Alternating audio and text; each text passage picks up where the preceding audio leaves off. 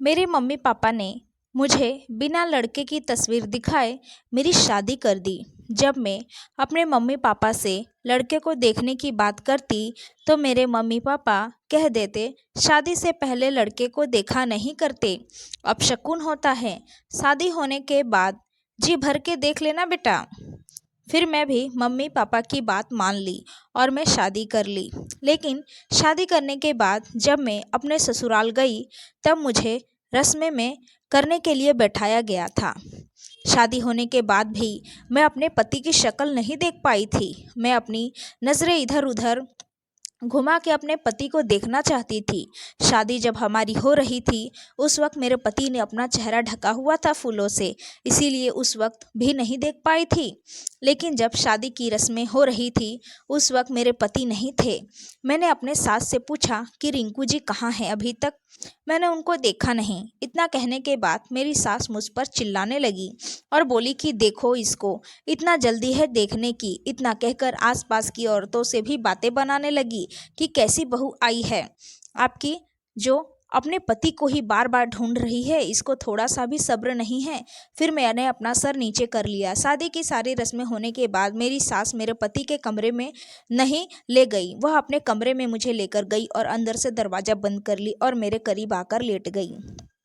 और मेरी सास बोलने लगी, तुम भी लेट जाओ। मैं बोलने लगी, अगर मैं फिर से अपने पति के बारे में पूछूंगी तो कहीं सास फिर से मुझे डांट न दे, लेकिन मैंने सोचा पूछ लेती हूँ।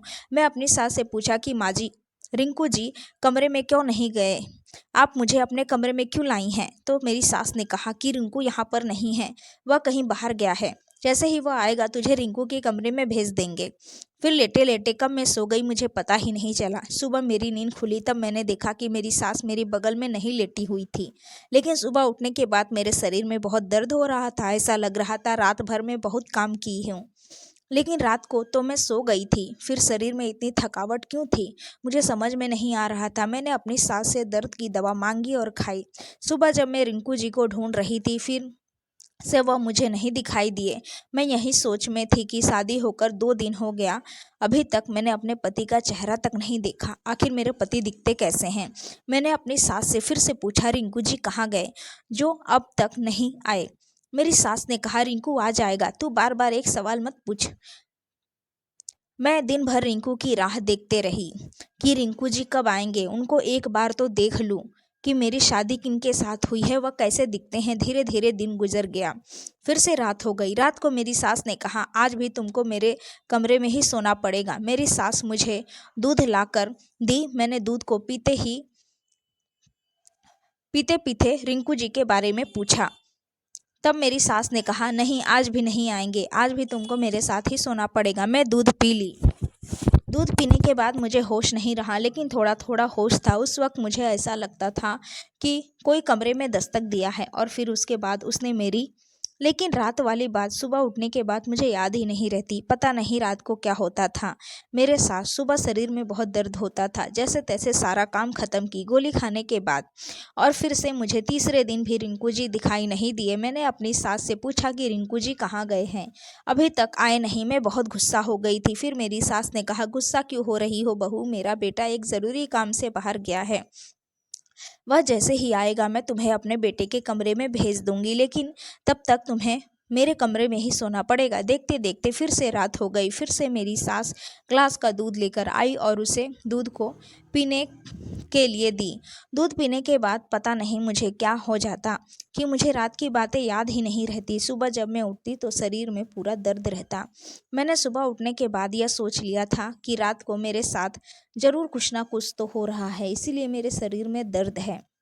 माँ जी दूध लाती है। दूध पीने के बाद मुझे याद क्यों नहीं रहता है, आज के बाद माँ जी को जो दूध लाएंगी उसको मैं नहीं पीऊँगी। फिर दिन गुजर गया, फिर से रात हुई, फिर से वही सिलसिला शुरू हो गया। एक गिलास दूध लेकर आई, बोली कि यह बहू को पी लो, काफ़ी थक गई होगी। मैं माँ जी से बोली कि नहीं माँ जी, आज दूध पीने का मन नहीं है, आप रख दीजिए, मैं थोड़ी देर के बाद पी लूँगी। तो माँ जी ने वह दूध रख दिया। मैं माँ जी के कमरे से बाहर जाने का इंतज़ार कर रही थी कि कब माँ जी कमरे से बाहर जाए और मैं कब इस दूध को फेंक दूं। लेकिन माँ जी कमरे से बाहर जाने का नाम ही नहीं ले रही थी। वह बस दूध के ग्लास को ही देखे जा रही थी और मुझे ऐसा लग रहा था मानो वह देखना चाहती है कि यह दूध पी रही हूँ कि नहीं। फिर मैंने अचानक देखा कि माँ जी का फ़ोन आ गया। मैं तुरंत इस मौके का फ़ायदा उठाया और उसे दूध को सामने रखे हुए ट्रे में डाल दिया और मैं झूठ का पीने का नाटक किया कि मैंने यह दूध खत्म कर लिया है। माँ जी को लगा कि मैंने दूध पी लिया है। फिर माँ जी के चेहरे पर एक मुस्कान दिखाई दी। मुझे मैं भी आज तय कर लिया था कि आज मैं पता लगा कर ही रहूंगी कि यह कौन है। रात जब हुई तब माँ जी मेरे कमरे में चली गई।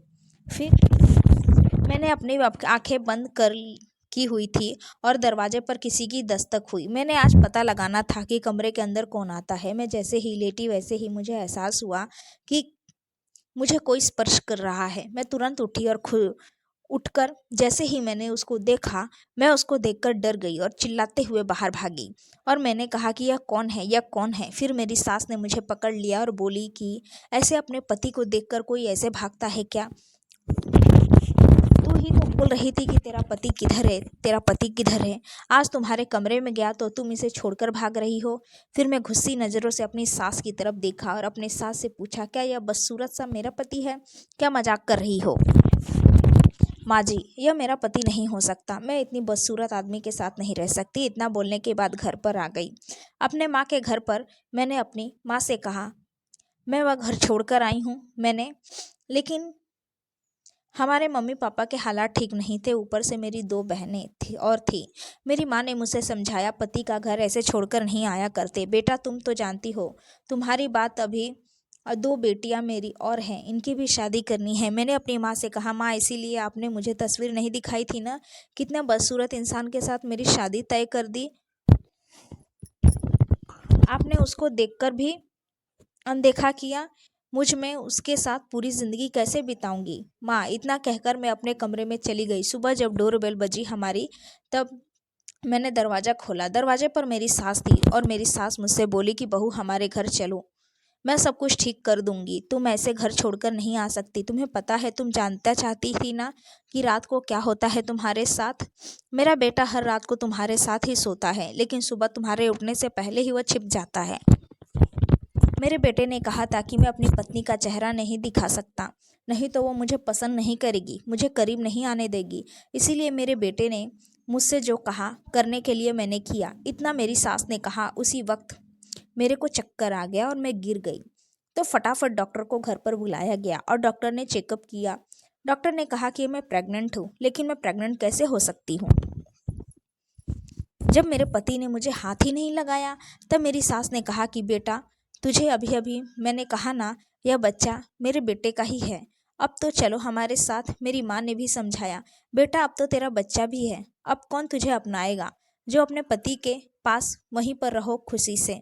मैंने अपने माँ बाप पापा की मजबूरियाँ देखकर मैंने अपने पति के साथ रहने का फैसला किया और फिर मैं अपनी सास के साथ अपने ससुराल आ गई और ना चाहते हुए भी उस बदसूरत पति को अपना मानना पड़ा। मुझे मेरे पास कोई चारा नहीं था, उस बदसूरत इंसान को ही अपना बनाना था। फिर मैं अपने पति को थोड़ा सा बदलने की कोशिश की ताकि उनको देखकर मुझे भी अच्छा लगे। मैंने अपने पति से कह दिया कि थोड़ा सा अपने आप को बदल लो ताकि मैं तुम्हें देख सकूं। तो फिर मेरे पति ने मेरी बात मानी और अपने चेहरे का मेकअप करवाया। फिर थोड़े थोड़े मुझे अच्छे लगने लगे और उसके बाद हमारी ज़िंदगी पटरी पर अच्छी तरीके से चलने लगी। दोस्तों, आपको ये कहानी कैसी लगी कमेंट बॉक्स में हमें ज़रूर बताएं। उम्मीद है दोस्तों आपको ये कहानी ज़रूर पसंद आई होगी। कहानी पसंद आई है तो वीडियो को लाइक और शेयर करना ना भूलें और ऐसी ही कहानी के लिए हमारे चैनल को सब्सक्राइब करिए और नोटिफिकेशन बेल को ऑल करना ना भूलें ताकि आने वाली हर वीडियो की अपडेट सबसे पहले आपको मिले। धन्यवाद दोस्तों।